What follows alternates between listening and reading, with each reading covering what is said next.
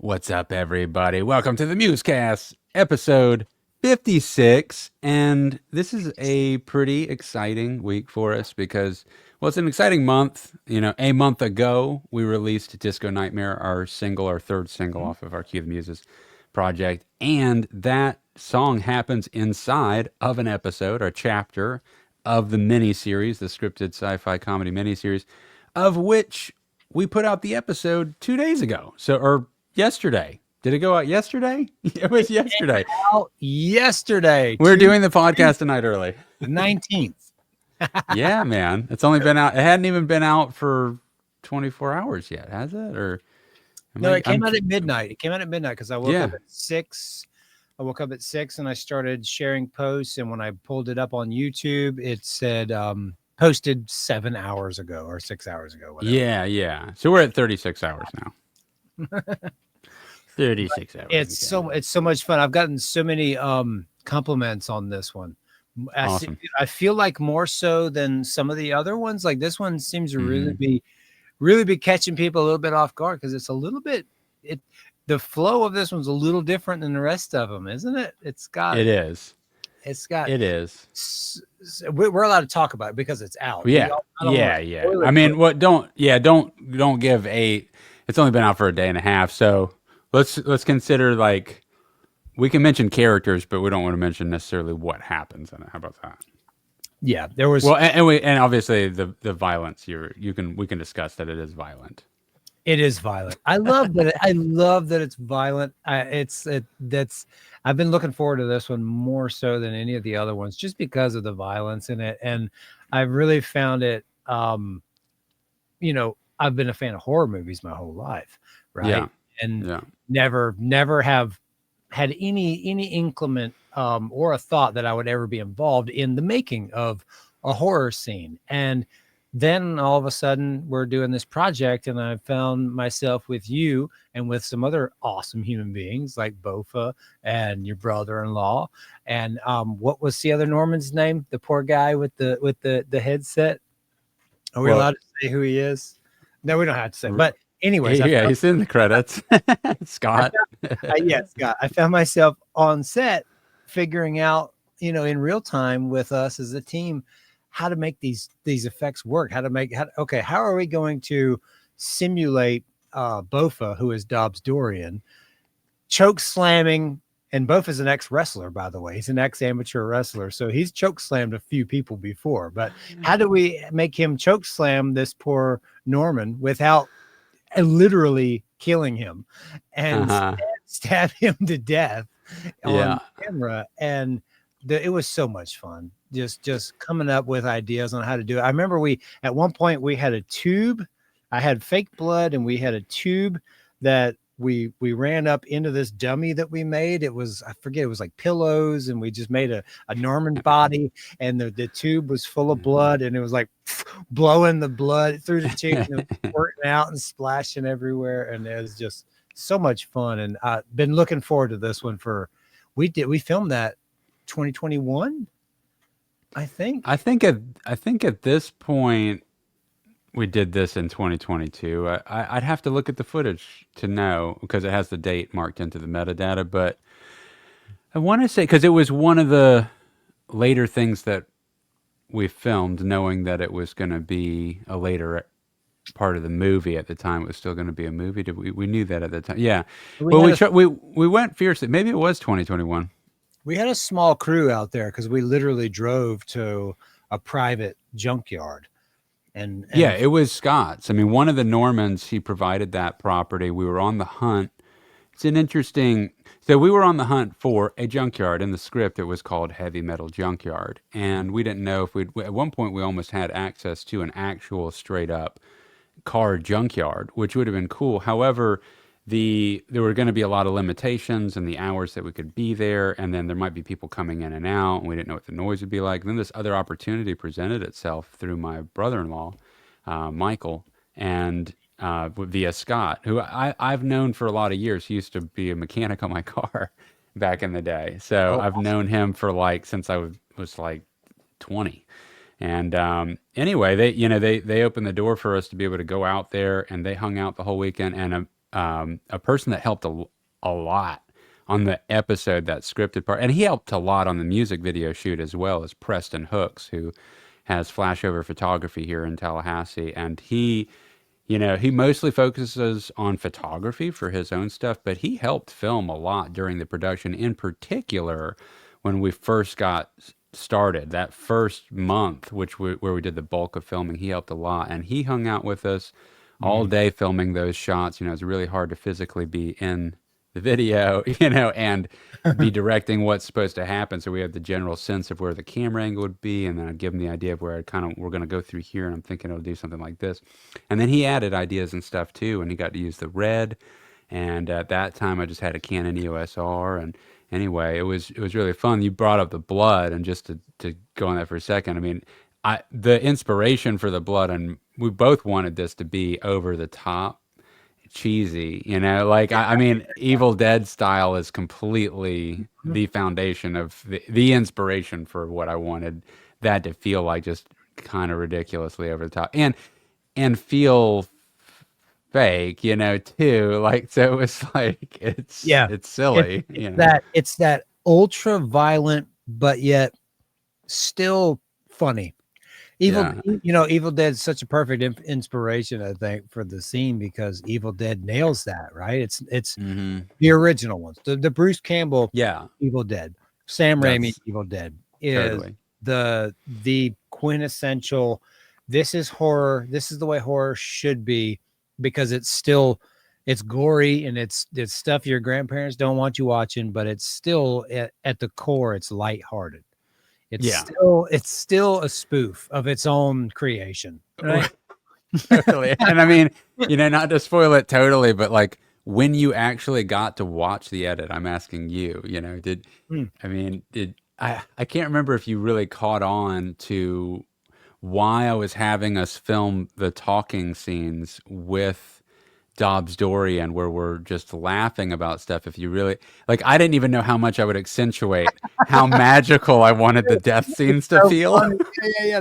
It's perfect when I'm watching it, because there's so many elements to the way that scene gets layered, and you added one in the edit. You added a scene with the narration, and the narration is so squabbly and perfect. and because we filmed that scene with Bofa, we're just gonna be laughing. He's talking about killing these guys, and I'm like, this is great, because we hate like in the world, in the universe, cue the Muses, the Normans are the ultimate bad guys. They're the evil enemy we're up against. They want to enslave us. It's inconvenient that they're packaged in adorable human form, right? Like, or they're little minions of Harmonia, like the bookworms, the hall monitors of the world that it's Revenge of the Nerds, but the nerds aren't the good guys anymore. Now they're Agent Smiths of the Matrix. But it's Revenge of the Nerds style. Because they've got no physical prowess whatsoever. That's intimidating. It's so awesome.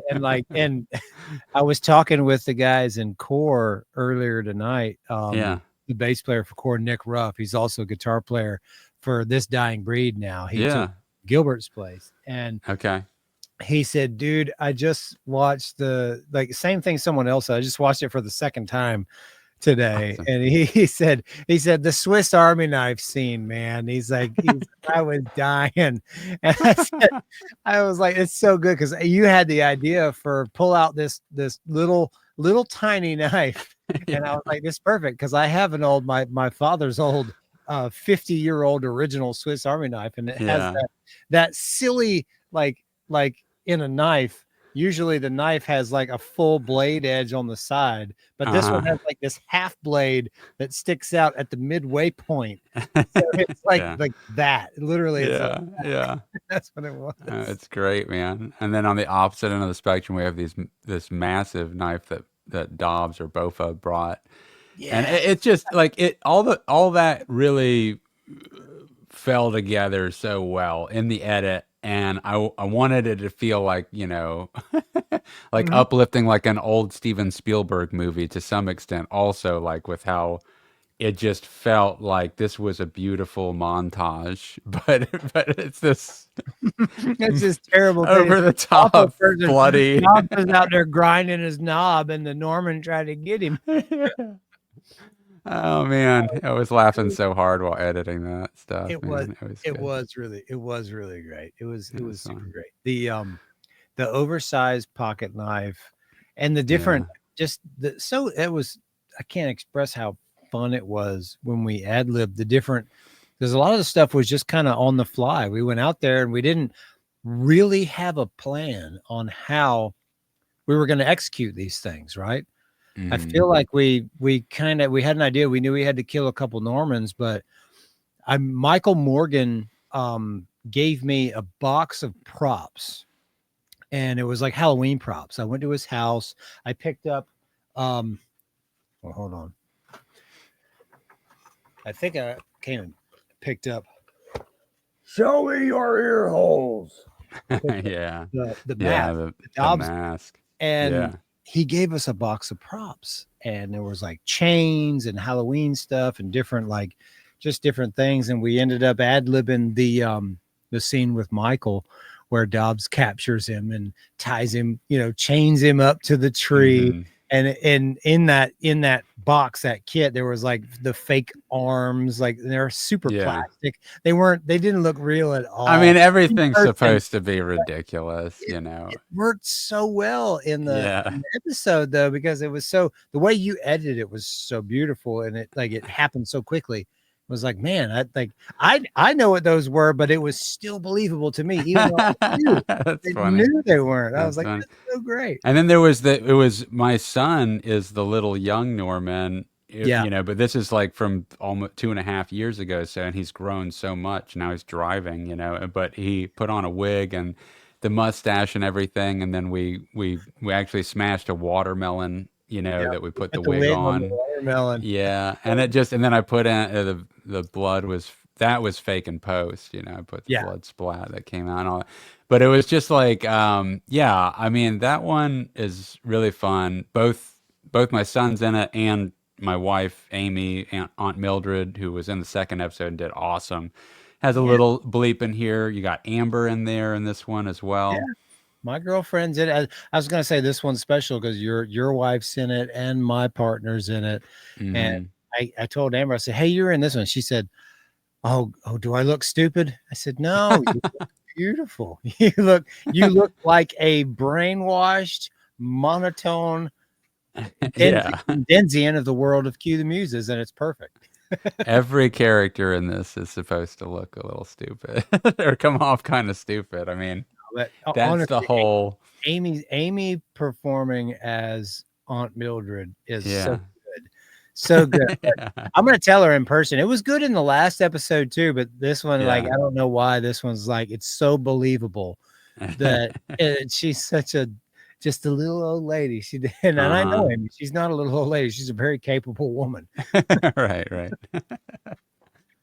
No, it was great, man. I'm glad to finally have it out. And, we'll put out the fourth episode, the final part of this that'll close out the album and the miniseries. That'll be an edit I work on all next year because it's a doozy. It's got more in it than any of the ones that we've done.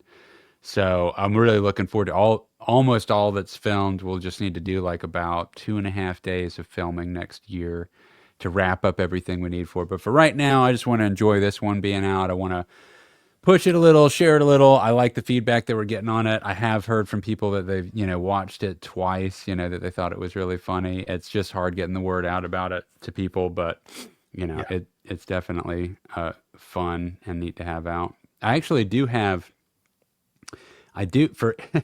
be amazing if somebody's watching this that hasn't seen the trailer, but I do have the trailer right here that we could queue up real quick. Maybe we should just do that as just to close out this little segment, so that way we've played the trailer, so you guys know what the heck you'll get an idea of this a little bit.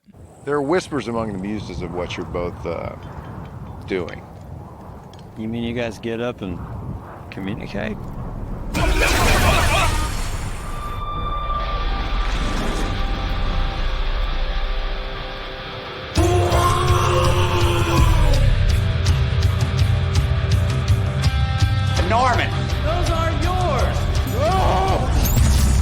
hot on our trail.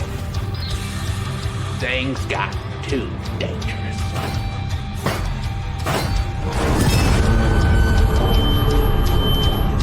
What is that mess? Something interrupted my music listening time. Was it your big antenna? Are you two causing noise pollution in this neighborhood? Dobbs Dorian is who we need to perform with. Our collaboration with them is the only way to defeat her and fight back. To save creativity for humanity. Art must continue for the survival of us all, bro.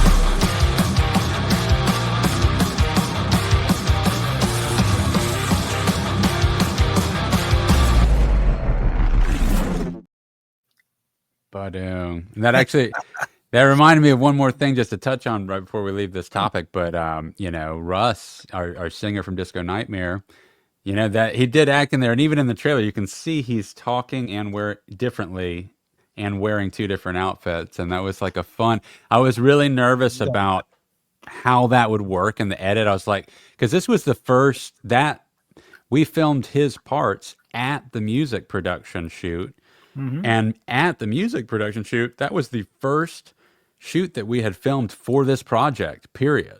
Yeah, for anything. First acted scenes were done that day. And we hadn't gotten to, we were rough, and I was like, man, this is this is really challenging. I feel very scattered. I don't even remember my lines fully. What's my line? And we ad-libbed a lot of it. I remember I said the communicate thing. I said, you guys get together and communicate. In hindsight, I always feel like, oh, it's the wrong word. I should have said something sillier, but it works. It works. And works. Russ captured both of those personas so well. And he came in really prepared. He knew his lines. He knew his lines better than I knew, because I was like just focusing on the production so much. I didn't even get time to memorize the lines I wrote, and I wrote his lines, but yeah, he came in very prepared. It was awesome. He did really good. Super great. And that also reminded me after watching that Jeff, the guitar player with me with Fighting Giants and Dave's Last Night, Jeff Withers, contacted me. I guess he didn't watch the video until the episode came out. Oh, wow. He waited for the music video, you're saying? He waited, and he said, my wife and I are watching it. This is great. We're watching it again.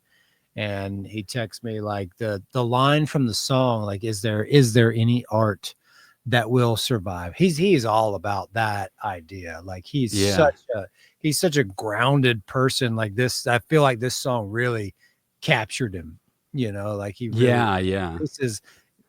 he was like, this is legit. It's really good. Awesome. Russ's lyrics were great, and again, his were simultaneously the closest direct literal stuff about the script. I mean, burning Normans. I mean, that's the thing, people are loving this song. They may not have even seen the series, and they probably have no idea what he is talking about there or saying fully. They're like, he must be saying something. He can't be saying Normans. Norman's burning. Norman's burning. Norman's burning. Who's Norman? Is it Norman Bates? What is it? Yeah, he probably is burning right now.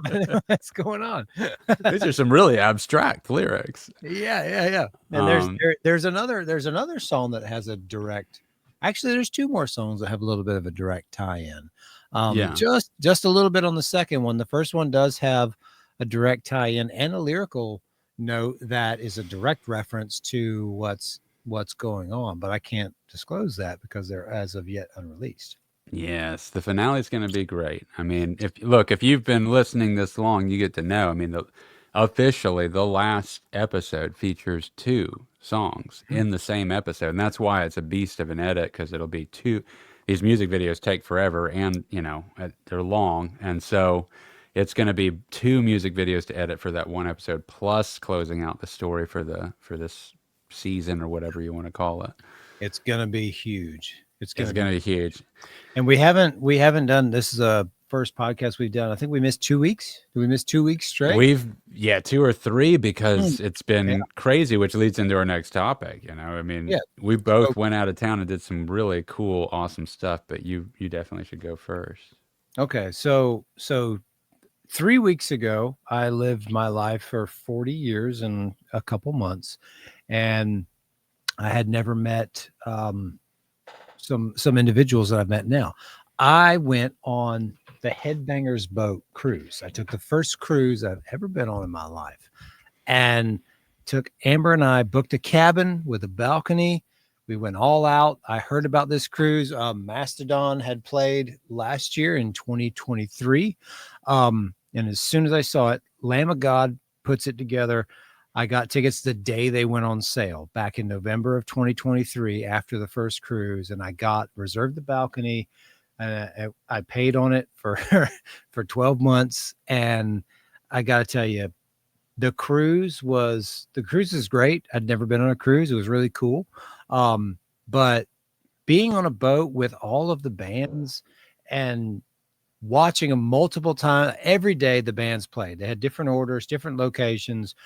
Currents, are really the most modern band that was on the bill was the band Currents. And I don't know if you're familiar with them, but they're the that I told you had a cover that was really similar to the color motif that you were talking about. We had this discussion a few years back. That's why they sound familiar, because you told me about that.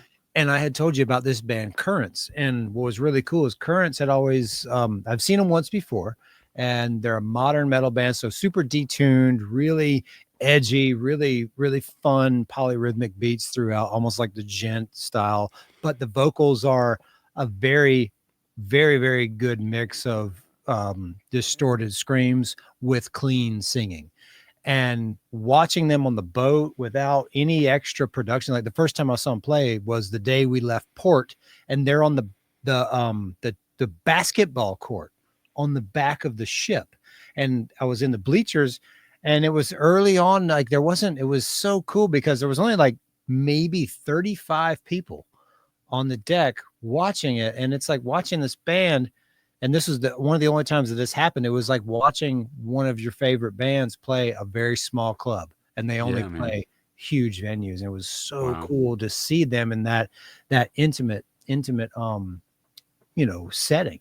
Then, we got to port. Soulfly was on the boat. Lamb of God was on the boat. Corrosion of Conformity was on the boat. The big one for Amber and for me that I didn't realize was Kamira. Kamira was a metalcore band from early 2000s, and they've been kind of like quiet, not really doing anything for many years. And that's kind of one of the recurring themes on this cruise is Lamb of God Randy Blythe, who is the mastermind behind the whole thing.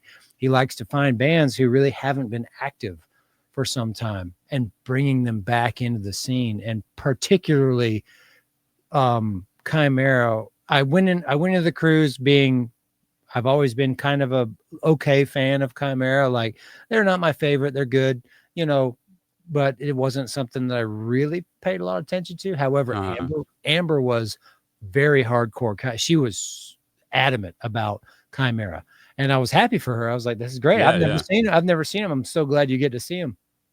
Now, Kamira, we watched them play. The first set was there's a stage in the bow of the ship. So it's like a theater. Literally, it's a theater. So there's seating that comes up like a movie theater. And then there's balconies on either side that look down, just like you think like an old school theater, like the one Abe Lincoln was shot in. And it's like, but it's in the bow of a ship, and it's moving. Yeah. And it's doing this. And it's like, so we watched Kamira, and they were so good. The vocalist came out. His name's Mark Hunter. And he came out. He said, "Hey, everybody, I'm Mark, and we are Kamira from Cleveland, Ohio." He's laughing. He's giggling to himself. And it's a 5-piece music. So it's bass player, 2 guitar players, drummer, vocalist up front, and they have a keyboard player. And it's so old school. I don't know if you remember, but there was a time around the time Kamira was a very relevant, powerful band, and they still are. But when they were like super popular, Yeah. the 808 bass drop. You remember like all the bands were doing the 808 bass drop? Yeah. Yeah. The keyboard player has a button that did the Uh-huh. 808, and I caught wind of it, and I Yeah. kept seeing the vocal, and they're having so much fun. You could tell these guys, they're older than us. Like they're all pushing 50. They're like, they're having such a good time. The vocalist is sneaking up to the keyboard player, and he's like hitting the 808 when he's not supposed to. Like they're just giggling. They're so giddy, and they're on a cruise, and they're having so much fun. And it was such a surreal experience. Like watching these people, these awesome musicians, amazing music, have literally the time of their lives. And you could see like they haven't been active as a group probably in over 10 years. And the first time back is back on this cruise, and they're on vacation. It was magical. And Soulfly, the next band that totally won me. I've been a fan of Soulfly for a long time, been a Max Cavalera fan for a long time, but not like die hard. Yeah. When Soulfly took the stage, is in the same venue. This was this theater room in the bow of the boat. Soulfly took the stage, and I really regret to say that I'm very ignorant to Soulfly's journey up until today. And I should have been more up to date on this. But what I looked at was, I thought a long time ago that I had read that the drummer from Soulfly had left and maybe joined like Stone Sour or something. I want to say it was like a guy named Ray Magura. This was like 15, 20 years ago. And that's all I knew about Soulfly's lineup, was that, Max has had a couple of people with him. His brother was in the band for a little bit, Igor Cavalera, and Soulfly came out, and they had this young man on the drums, much younger. Max is like almost 60, and he's up there. He's kind of like a little bit overweight. He's an older guy, but he is just shredding it. But this drummer is going absolutely insane, and I'm just jaw dropped by this drummer playing in Soulfly. And then come to find out through some interaction with the band and an interview, the drummer is Max's son. Whoa. Zion. Max had his son came up, became a drummer, and now his son is probably 20, 22. Wow. He's young, and he's easily one of the best drummers I've ever seen. And the last thing I'll close out about the boat, there was a forum that was held by the DJ from the Liquid Metal station on Sirius XM, and I forget his Mangia something. I forget his name. He's like Hispanic guy, but he's really, really good, really funny. And he held a forum, and on the forum there was, from left to right, there was Gary Holt. Do you know who Gary Holt is? The name sounds so familiar. It's kind of killing me. I didn't know either, because I'm not an old school metal guy. But Gary Holt is the guitar player for Exodus, and Exodus is the band that Kurt Hammett was in before he was in Metallica. So Kurt Hammett taught this man Gary Holt how to play guitar, and he was on the forum first. The next guy was a drummer, and I apologize, I'm going to get some ridicule for this, but he's the drummer for Death Clock, and he is a former drummer of some other very famous old school metal bands, and I don't remember who they are. I want to say maybe Obituary, and I don't remember his name. He's just not a person I'm super familiar with, but he's like he's a legend of the scene. And then the next two people on the forum was Mark Hunter from Kamira and Max Cavalera from Soulfly. And so on this forum, it was aired on Liquid Metal. It was a live, like not a live, but they were recording it for the segment. So they would say, and okay, we're back, with blah, blah, blah, with a live audience. Give those placements. So yeah. And what really won me over, Max is just adorable. He's like, Max Cavalera is a national treasure for modern metal in the world, not just in this country, but in the world. He told a story about how Gary Holt from Exodus was his hero. And he was in this band from Brazil called Sepultura. And he didn't speak English, but he was with his tour manager who had Gary Holt's number for his contact to book Exodus. And at the time, the number that Gary Holt had on the flyer was his mom's home phone number.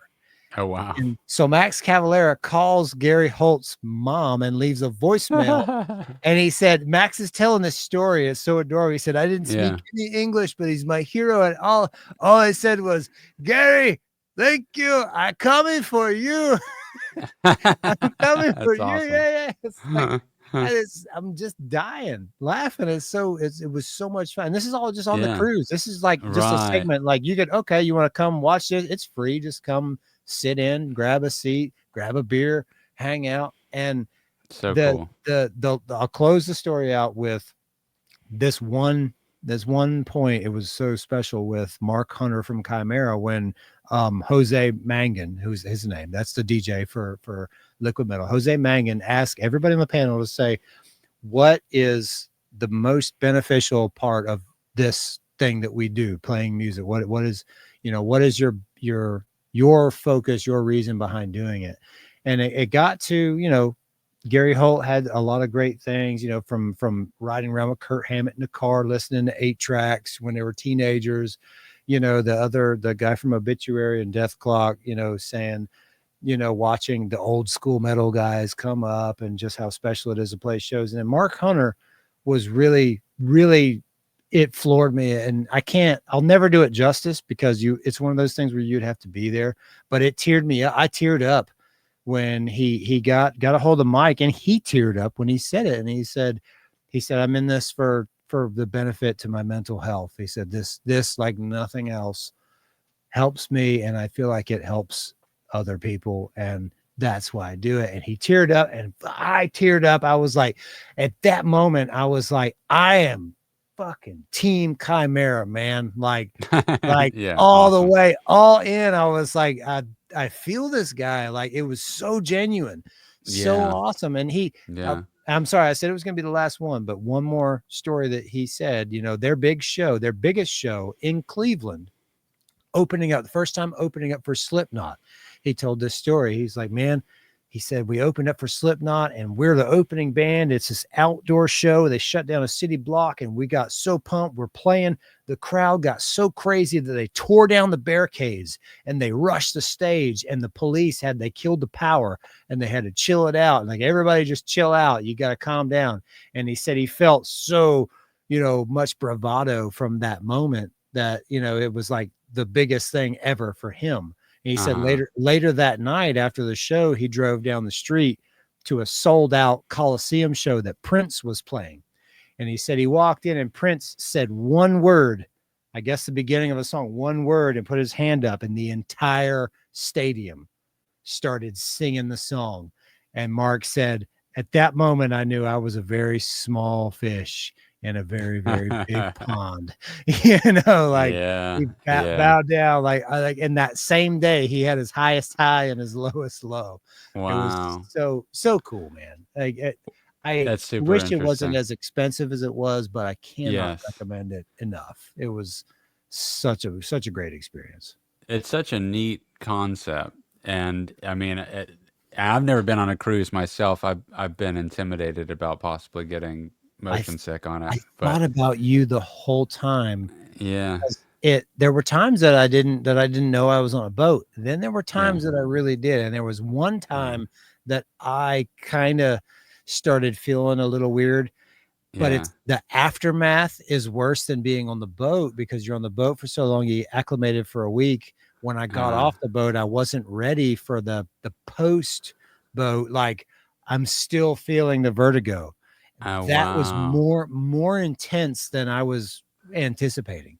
Wow. And I thought about you the whole time, because I know you get I think if you like did it right with the medication or the wristbands or The something. problem, it's like a combination of things that I use, but the drugs, which is just Bonine. I mean, I could go get a prescription, but those prescriptions are kind of short-lived, and the Bonine is drowsy, and then it doesn't work if you take it more than like twice in a row, and you only get a day out of it. So I'm just like, man, I just don't know if I can or can't. I might still step up to the plate at some point, but getting away from that and just focusing on the experience, I mean, it sounds magical. I mean, it sounds so cool, and you're also traveling, and there is something to physically being away from it all, and then also having this like almost like this experience with all these ultimately legends of the game.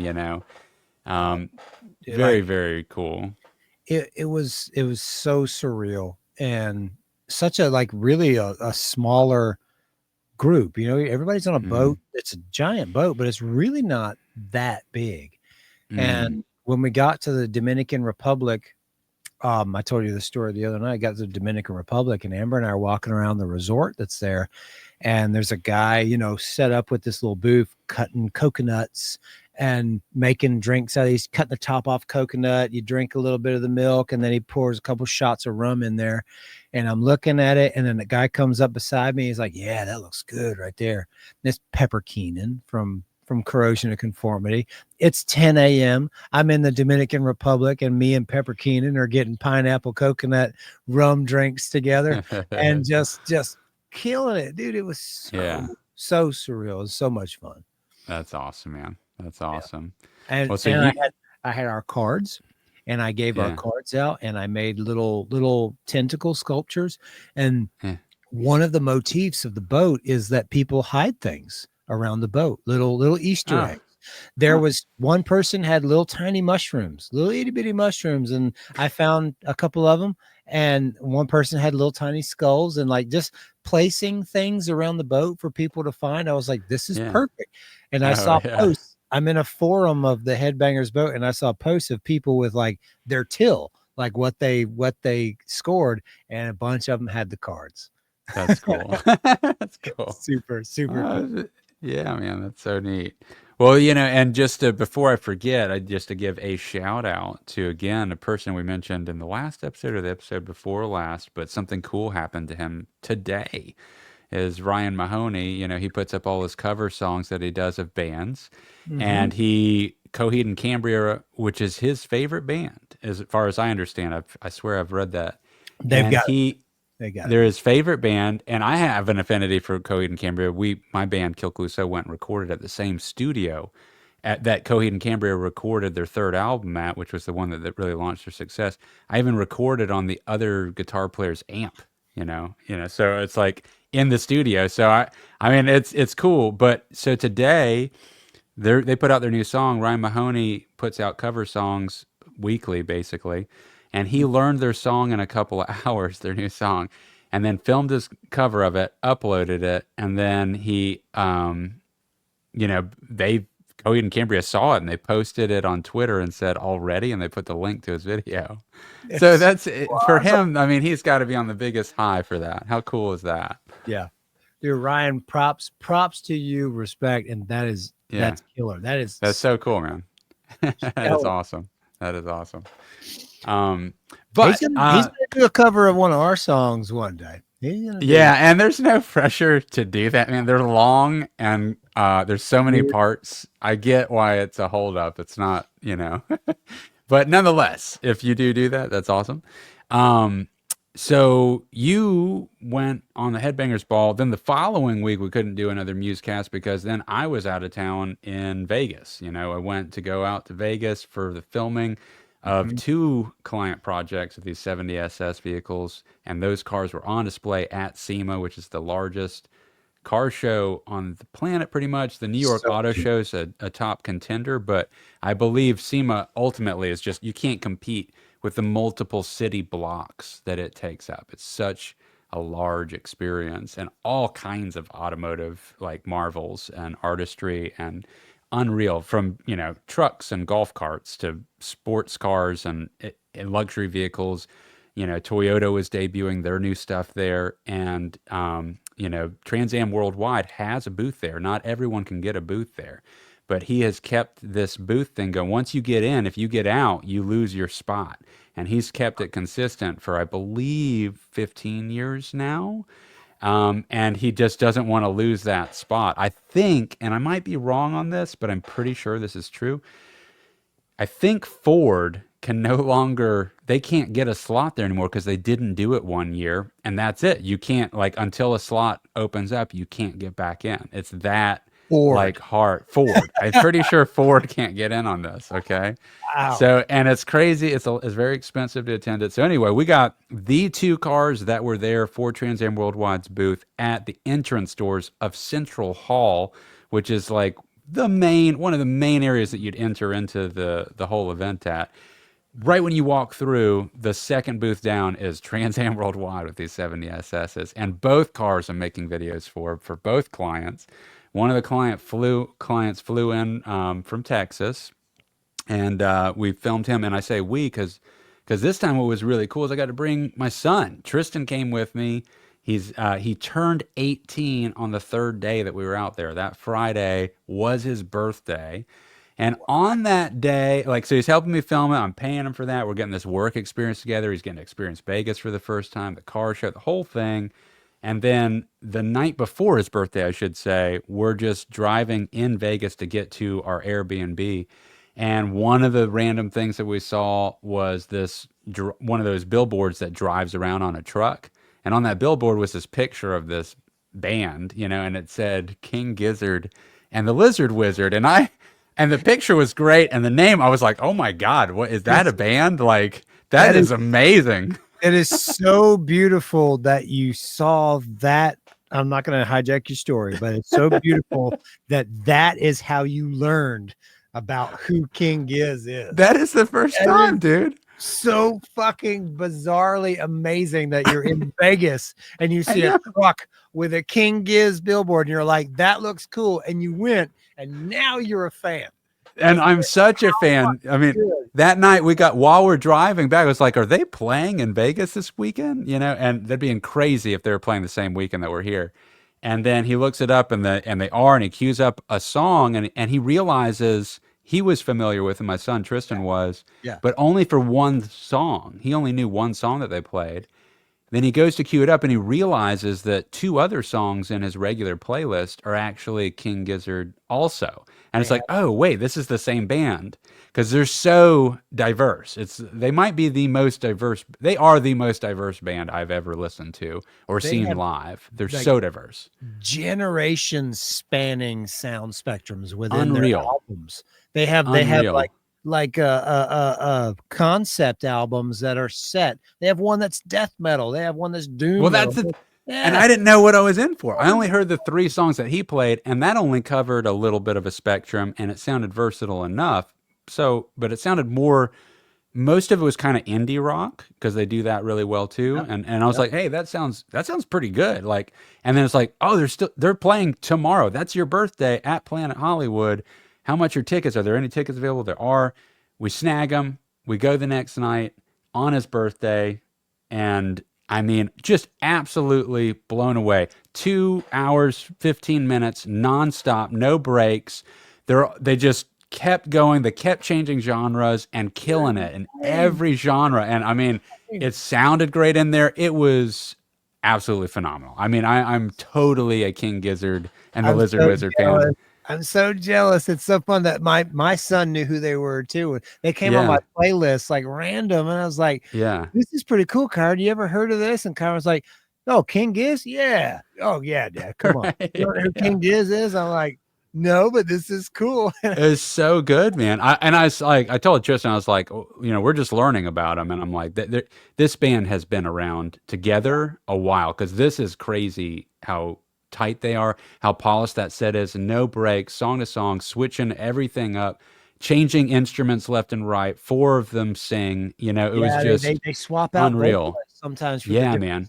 The keyboard, all kinds of crazy instruments. And then they went into a 30-minute like old school metal Yeah. set, and I was like, this is like killer. I came back. Sabbath And stuff. dude, I'm almost done writing the most traditional old school metal song I've ever written, and we are going to play it together, and you're gonna love it. I think you're gonna love this song. Yeah. I've never written a song quite like this, and it's so old school with power chords and everything. It's got some weird shit in it too, but it's cool. And I love so it. totally inspired by King Gizzard. But earlier that day, we were driving and scouting locations for the car driving stuff. And we're trying to find a place that we can go take these cars and not get stopped.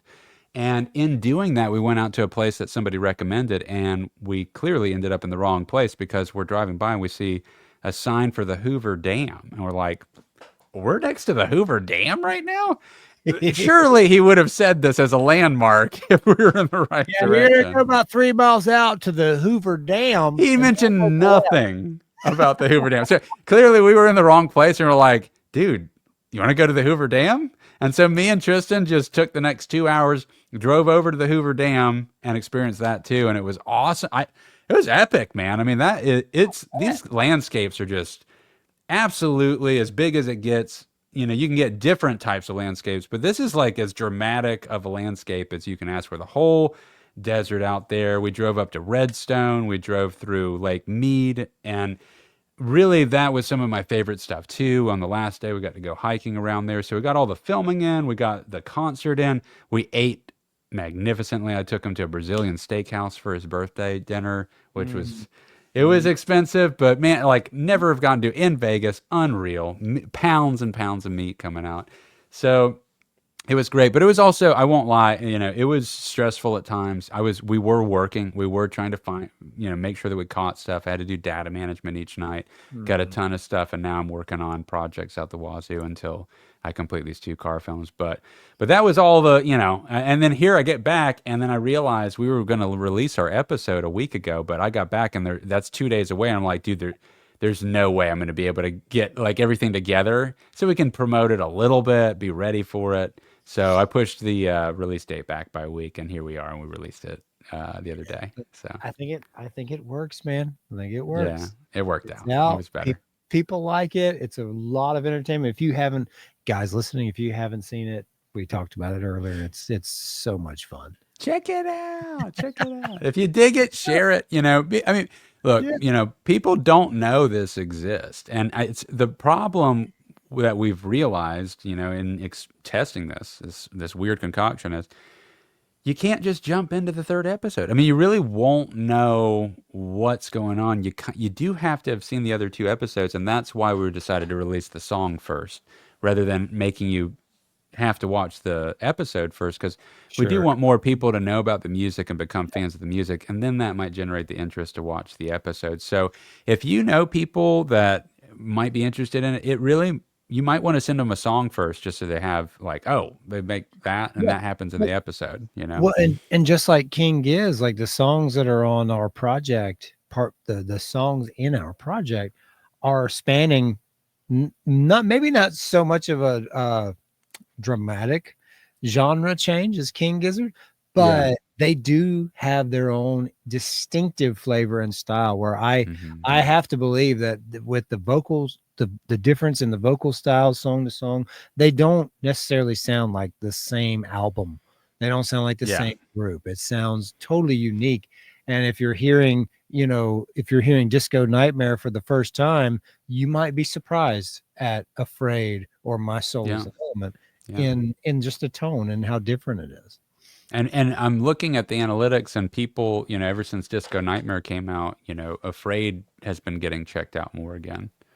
So people are like then checking out another song. And so it is cool. I want to get My Soul as an Element of, you know, it's like I want to release these in more different ways, and just to get the exposure out there and kind of not be so concerned about driving up one number, you know, the YouTube view count. It's not as important to us as just it getting out, you know. So I mean, our channel for the month, you know, with our podcast and that music video coming out, and you know, all that, it's like we're generating around 2,500 to 3,000 plays a month, you know, which is pretty cool. I'd like to get a lot more than that, but that's still, it's like, and that doesn't count for the clips that we put out on Facebook. Those are totally separate. So if when I make a clip, we're getting anywhere from 2 to 500 plays on each of those. So, we're generating hundreds of plays. We're generating hundreds of hours of watch time. It's really cool. Disco Nightmare is still, while it's small, it's still getting suggested. And every day we're getting plays on it, So it's not like it's just parked at a number. It's just a slow, steady climb for something that people don't know about. But the responses that we've been getting on all this stuff, it's like, I love the responses. It's just a matter of getting more people to know about it. And that is hard, man. And I wanted to bring up one other thing, because I don't know. So I think I wanted to know if this happened because I crossed 1,500 friends on Facebook, which is not like a terrible amount. But now I have on my personal Facebook account that has over 1,500 friends. Now I'm presented with boost post options, which I don't like. So now I'm like, wait a second, is my normal account now categorized like a business? Because it's going to show it to nobody unless I pay for it, and that sucks. So mine has been like that for a while. Really? At one point, how many friends do you have logged on there? At one point, I had over 2,000, and then I did a massive purge. I had this like mindset one year where I was like, I'm getting rid of everybody I don't actually know. Like, I just did that, and then it went down to like 1,000, and it's been growing back up since then. And I don't know where I'm at. I think I'm at like 1,200, but I do get the suggestion to post, to boost it on your personal. Yeah, and I don't like doing it. I didn't know that. That's interesting. When that function first came out, probably 10 years ago, I did it a couple of times specifically for advertisements for local shows. If I was in a band, whatever band I was in, I would drop $100 and boost the event post or something. But you did this on your personal Facebook profile? Yep. Okay. Yeah, I've never had that option on my personal profile before. I don't agree with it. I don't believe in it. And I don't like it that, just like you said, it feels like now it's not going to show it to anybody unless you pay for it. Like, right. That's not, well, what is our opinion of fair when it's not our platform, right? Right. But it is one less reason to like put the effort into a Facebook, it's like, if you're going to cap it unless we pay, that's just not the way YouTube works, for instance. But YouTube doesn't have that social, it does, but less people know to use it as a social exchange. I rarely use it as a social exchange. Right. But some of the most important interactions in my personal like musical experience, whatever, have happened on YouTube, and I didn't even know it for like a year. Like, how Ryan Mahoney posted the Coheed cover today, and Coheed shared it. So 15 years ago or 10 years ago, I posted an acoustic cover of a song by an obscure band that nobody knows who they are. There's a band in the early 2000s called Erase the Gray, and they had a acoustic song that was kind of unreleased, I think, but it was just a song that I really liked, and I did a cover of it, and I put it on YouTube, and it was horrendous. My vocals were terrible, but it was like, but I did it. And the guitar player for that band, someone tagged him in it. Someone said, hey, and I don't even remember his name of that. It was like a year later, I saw it in my comment section. Someone tagged their guitar player, said, hey, check it out, man. And the guitar player was like, hey, man, great job. You nailed the open chords. You nailed the droning strings. Like, he just like really was so complimentary to me. And I didn't see it for a year. Because I just never did YouTube like right in that way. It wasn't on my radar to look at. Well, I think what happens with YouTube is the people that do use it that way, a lot of those people make their own content for YouTube as well, even if they've only done a little bit of it. It's hard for people that have never posted a video on YouTube to engage in the comment thread on a I mean, it happens on the big guys, but as far as like the local level stuff or the smaller things, the obscure things that you find, most people don't know to do that, like comment or like on it in the same way that they would on a Facebook post. But it's actually so much more powerful to do that for somebody on their YouTube than it is on their Facebook, because And it's so counterintuitive too, because Facebook kind of battles with YouTube, right? So I see links on Facebook to YouTube videos, and this is specifically on my phone. And maybe I'm not doing it right. But what I find is I'll click a link on Facebook on my telephone that takes me to a YouTube video, and I really like the YouTube video and I want to like the YouTube video. But it'll say, when I go to like it, it'll say you need to sign into YouTube. And I don't carry those credentials around with me, and this is probably just a specific me problem, maybe. But then I don't get to like it. Then it's like, oh well, crap, I can't do it. I'm not gonna like sign in on this Facebook. Do you have the YouTube app on your phone? I Okay, do. and it doesn't just say open app. It doesn't do it directly from Facebook. It only takes it to a Facebook generated link in the web browser, but it won't be signed in. And what I have to do for the ones that I really like, where I'm like, I need to put a like on this or something. Yeah. I will pull out of Facebook, pull the YouTube app up, search and find the video, and then hit like. And it's like, I don't know, maybe it's just a me thing. Is anybody else dealing with that? For me, it just provides, it goes to a kind of a smaller cropped window, and it says open app. You know, like I could choose to watch it in this weird fashion that's cropped off, or open app as a button. Then I press it, and then I'm in my YouTube account and watching it on YouTube via the app. On your telephone. On my phone, yeah. Telephone. Yeah. That's so funny. Is it still called a telephone? It is that actually still a technical term? It's always going to be a telephone. Is it though? I mean, does that a cell phone, a telephone? What is a telephone? The definition. Real time. Ask ChatGPT. Yeah, let's ask. I mean, is it like a soda pop? Is there a difference between a telephone? Oh, let's word this different. What makes a telephone in